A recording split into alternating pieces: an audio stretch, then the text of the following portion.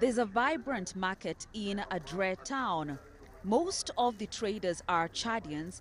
Very few are part of the nearly 300,000 Sudanese refugees that have settled here.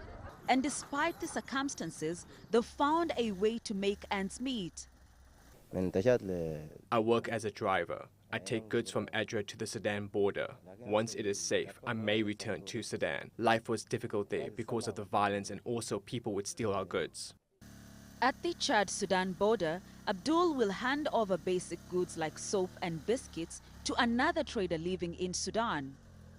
But last year, the Adre crossing was closed for several months after the Sudanese government accused the paramilitary rapid support forces of using it to deliver weapons that have fueled nearly 2 years of war. Aid delivery and cross-border trade ground to a halt then, but now, at this exact point is where the trade happens between the Sudanese living in Chad, the refugees in Chad, and the Sudanese who have opted to stay home in Darfur, especially because most of the Sudanese refugees here say it's too risky to go back home. The Norwegian Refugee Council says 88% of the refugees are women and children.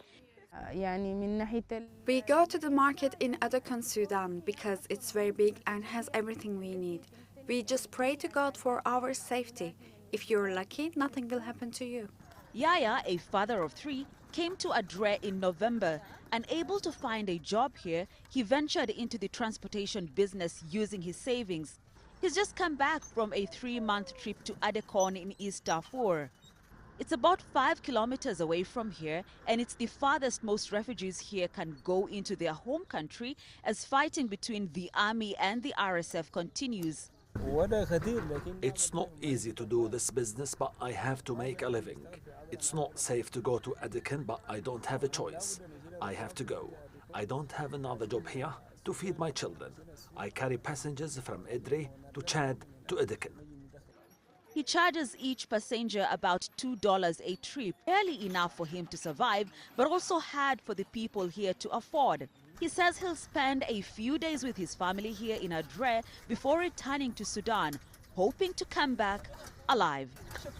Grace Kuriakanja, TRT World, Adre, Eastern Chad.